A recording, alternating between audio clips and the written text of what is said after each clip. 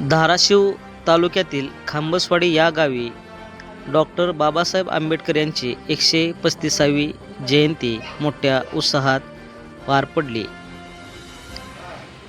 या कार्यक्रमाला लातूर जिल्हाधिकारी यांचे पी.ए.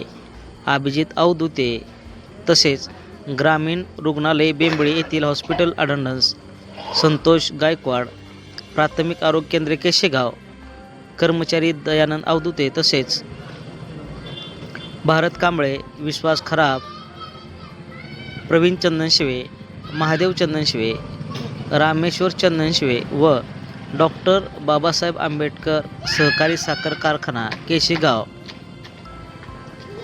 इथले विद्यमान संचालक यशवंत नामदेव पाटील हे उपस्थित होते. लेझिम पथक तसेच जयभीमच्या घोषणेने गर्जेने सर्व वातावरण दुमदुमून गेले. हर्ष उल्हासामध्ये कार्यक्रम पार पडला.